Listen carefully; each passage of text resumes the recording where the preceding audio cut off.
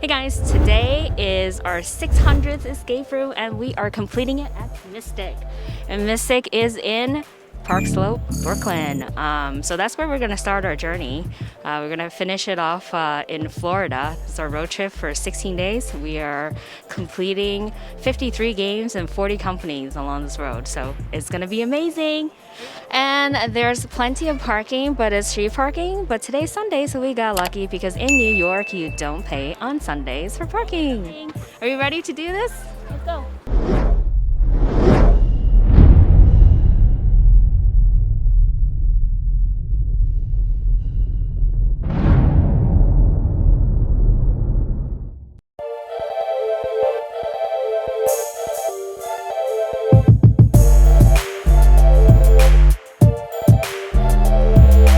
What's going on, everybody? It's Brandon from Escape the Rumors. I have a special guest today, and we're doing a little bit differently, but I am with the artistic director of Myss Tic Rooms, Gata. How are you, Gata? I'm well, thank you. Thank you very much, Brandon.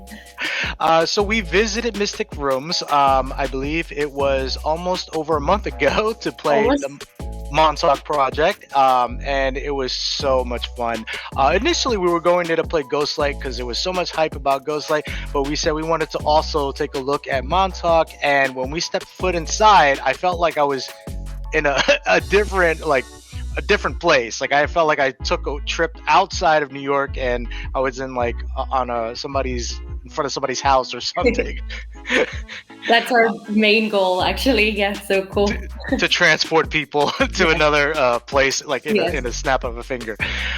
So my goal here is to get to know Gata a little bit better and Myss Tic Rooms. So first thing we want to know is how many games, for those who don't know, do you have available to the public right now?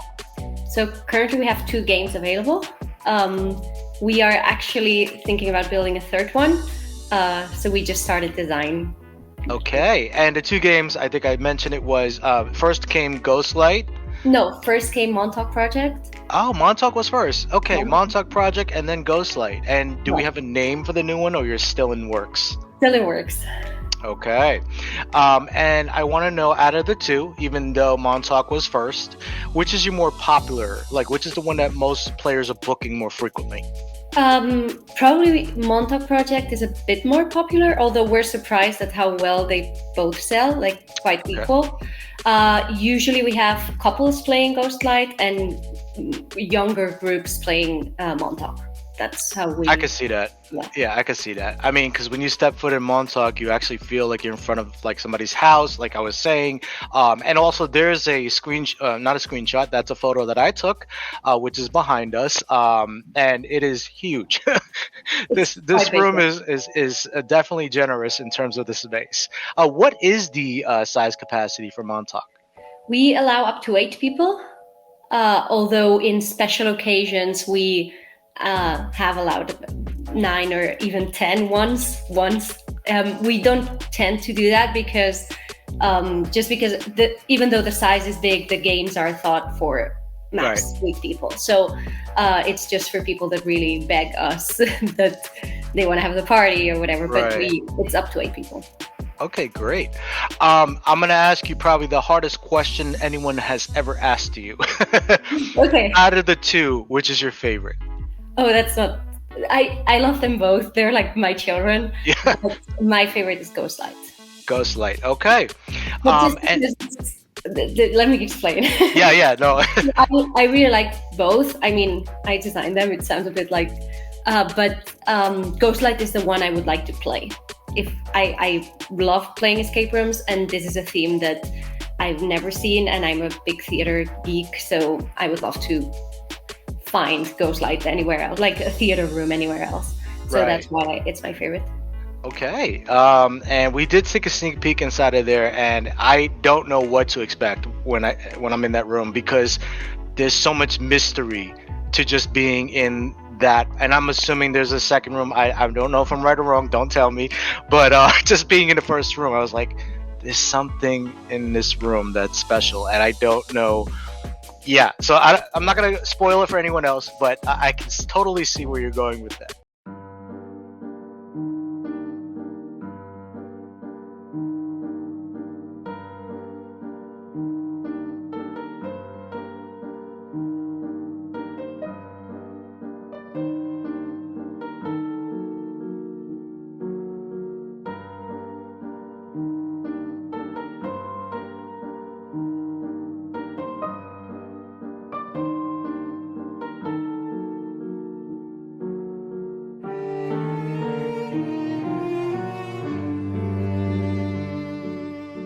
The next thing I want to know is because I feel well. First of all, is most of your stuff done in house, like the story design, storyline, the set design, puzzle design? Is that all? Everything. We Okay. don't outsource anything actually. We have three partners. I do the artistic direction, so I design how. I mean, we kind of both contribute to everything, but I kind of see the visual aspect of the room, and then I tell my partners, "Hey, I want this," and they're like, "Okay, we can do this," and then it's Right. kind of back and forth. Like I want this. Yes. And I want magic, and then Right. they bring me down to earth. So yeah, we have. I am the artistic director, and then we have my husband Moritz. He manages the business side of the escape room, although he does a lot of the building and stuff like that. Everyone does everything. And then we have a third partner, Mikel. He's a good friend of mine. He's from Spain, like me, and he is an engineer. He works at Cirque du Soleil, and he does all the props and prop designs and everything. So he comes and goes, or he just ships the stuff. Wow. Okay. Tell us about a challenge or an obstacle that you faced while creating one of the rooms, like something that you need to figure out, and you figured it out, and how did you overcome that obstacle? I mean, I guess the biggest obstacle. Wait, without spoilers. Yeah, no spoilers. No spoilers. No, okay. So wait, the biggest obstacle was the fire department.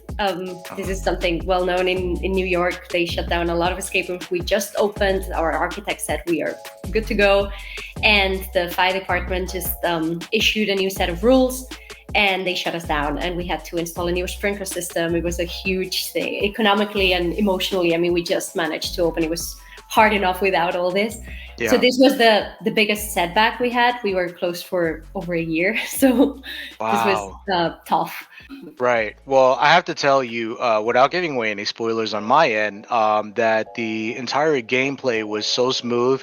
I actually felt like we were characters inside of a movie.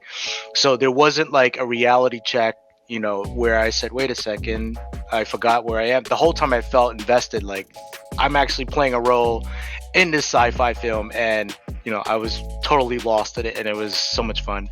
The next thing we want to know is what are some of the challenges that you had to face while reopening due to COVID? Like, first of all, congratulations on reopening. We're so glad that you're providing the games for public again, but what are some of the challenges that you faced and some of the things that you needed to implement to make this happen?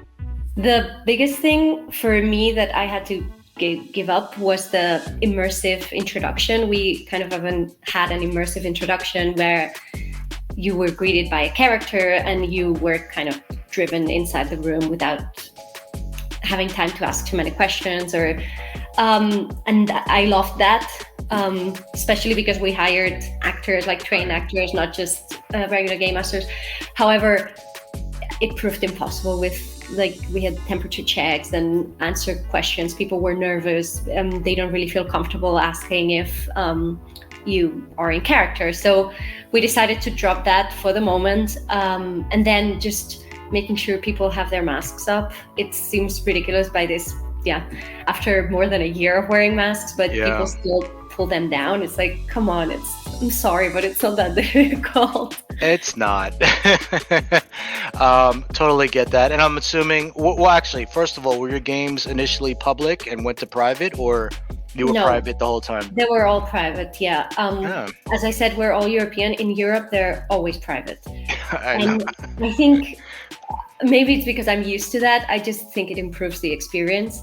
Yeah. I would much rather pay a bit more and play private. And I think we managed to adjust the prices so we're not much more expensive than any escape room. Right. But the experience is so much more different. I had awful experiences in public games. I had also good ones, but not better than if I played with my group. So I think inside an escape room, you're nervous. You want to. It's difficult enough to communicate with your partner. You know, where you sometimes end up fighting or whatever. And so, now you have strangers who are part of that. Yes, exactly. It's a weird situation to offer public games, in my opinion. So that's why we decided against it. Right. Why. Plus, your experiences, they're more cinematic than just walking into an escape room with a bunch of boxes to open, which I could see, because that's like, all right, here's a bunch of boxes. Everybody spread out and solve stuff. But yours is like an experience that you're going through, and to go through that with somebody that you don't know, it is a little bit weird, because it actually takes you out of the immersive experience, because you're kind of also getting to know this person who's a stranger.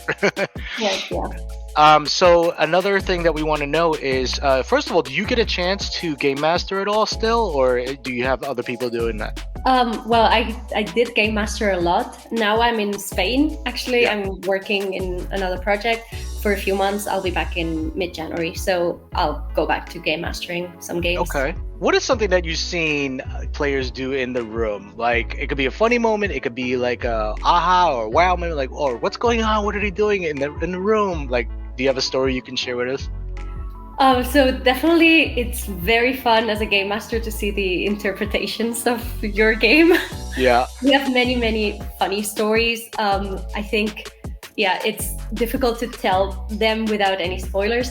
One very funny one was, I was telling you before, we sometimes allow bigger groups. There was this guy who called, and he was having his birthday party. He wanted to bring 8 people to play Montauk Project, the room you played. Yeah. And he showed up with 10 people, and he was like, please, we will be very respectful. And he seemed nice, so we were like, okay, just so you know, like, there's enough games, but it's fine, you can all go in. So at some point, 10 people in a room, it's a lot of people. At some point they got sidetracked, like no one was making any sense. So one was like, okay guys, stop everything, let's just sit down and listen. We have like a sound that makes it more immersive. And the first room, this is not giving anything away, there's like some waves and stuff. Yeah. And there was like, we have a lot of puzzles in there, but they didn't solve anything. They wanted to hear the waves. So at some point we had 10 people sitting around our room, just like meditating, listening to the sound of the waves. We're like, the games are in front of you. That's hilarious. It was hilarious, yeah. They could have just started singing Kumbaya in front of a campfire or something. Like maybe they were a bit stoned. I don't know about that, but it was really funny. So I wasn't even running that game, and someone called me like, gotta come here. That's like a Kodak moment. Like, you should have took a screenshot and sent that to them. Like, I could just picture them all like sitting on the grass, like just. Silence. Oh my goodness. All right. Well, that's a first. I haven't heard people just sitting and meditating and expecting the puzzles to appear, but like, your time is running out of it, okay? Yeah, and that's just the first room. There's a lot more to keep going. So Gada, let me ask you, because I know you're a busy person. Do you get a chance to play escape rooms? Like, oh yeah. Yeah, I love them. I'm pretty busy, but we always find the time. For us, I always play with my partner and husband, and for us it's like research. So we just like, we have to do some research. That's what we say. We got to know what's out there. Yeah, we play a lot. Right now we are doing the long distance thing because he's still in New York and I'm in Madrid. But whenever he comes to visit, he came a month ago and we played maybe 5 escape rooms in 2 weeks. So pretty good. And actually, escape rooms here in Spain are really, really good. Yeah, we have not. So we've been to Barcelona many times. We've been to a lot of parts of Spain, but this is before we even started playing escape rooms. So now we have to revisit all these places and try to play them. The thing about, I don't know about other countries, but about Spain at least, is that the restrictions are not so strict as in New York, so they can really do some fun things, like you have to climb stuff or like play with stuff that we are not allowed to in New York or in the US. So it's really fun because it's more physical and you lose a bit more the sense of that you're playing. See, now you got my attention. I love physical puzzles, so Oh, I have some definitely. recommendations next time you're in Barcelona then. Oh, okay. Yeah. What was one that stood out for you? It doesn't have to be a favorite because I know you probably played a decent amount. What was a company in the game that stood out for you? You can give me more than one as well. If you want to give a shout out to them, who would that be? I think my top three would be one that I played in Barcelona called Catacumbas. That's like an Indiana Jones one. It's from Golden Pop. They're really, really nice people, and their escape room is just out of this world. They do some pretty crazy stuff. There, you feel then that you're in a movie and that you're completely lost. Wow! How long ago did you play this game? I played like 2 years ago, maybe. Good. I wish I could play again. I'm waiting to see if I forget some stuff. Go replay the same game. Yes. Hey, that's how you know that you're a diehard escape room lover. That it's so good that I would replay it. Yeah. It recently right. happened to me though that they booked for me with some friends, and I went into the escape room. I was like, oh shit, I played this room. Because they're in different cities, so yeah. Yeah. Then there's another one here in Madrid we played recently. It's called L'Octopus, and the room is called the Tailor. And that's also, I cannot give anything away because there's like a huge twist and everything, but it's also one that you feel really like it makes you very nervous and makes your heart race. I really like that about escape rooms. I like that I can forget that I'm about my life. You're literally escaping in a place that you're supposed to escape. Escape the world to escape. Yes. Well, shout out to those companies. Yeah. And You have another one? Just in the US, because I played Lab Rat in LA. I guess you played that one too. Hatch Escapes. Yeah. I really like that. We haven't played it yet, but we do know Hatch Escapes. And shout out to them. yeah, really shout out to them. And they have the new one coming, which is the Ladder. So if we go there, we're going to play both of them. Trip to LA coming up. Oh, yeah. Well, thank you for sharing that, and shout out to those three companies. The last thing we want to ask you, because like I said in the beginning of this interview, we want to get to know you a little bit better. What is something that most people do not know about you outside of Myss Tic Rooms, outside of your escape room life? It could be a talent, a hobby, an interest. Well, I'm actually an actress and a director. I work in musical theater. I mean, most people know this about me, but I guess not most people from the escape room world. Right. I'm actually working. I'm being the resident director here in a musical in Madrid. That's why I'm here for work. Nice. And one quirky thing to know about me is that I crochet, for example. I love crochet. Oh, you should definitely talk to Cece. She loves doing not crocheting. She does crystal arts. Okay. So she'll talk to you about that and what that is. Well, Gada, thank you so much for taking the time to speak with us. And Gada, where can people find Myss Tic Rooms? So we are located in Park Slope, Brooklyn, in Union Street. And you can check us out at our website, www.mysticrooms.com. Great. Okay. You guys need to check our website, which is ESCAPETHEROOMers.com. You'll see the review on what we thought of the Montauk Project. Also, make sure to like and subscribe our YouTube channel because we're giving you sneak peeks of what to expect when you get to these locations, the right outside the entrance, the lobby area, even sneak peeks inside of the room. I'm feeling very generous, and with Gada's permission, I think she's already okayed for us to give you a sneak peek trailer of inside Montauk Project. Check it out.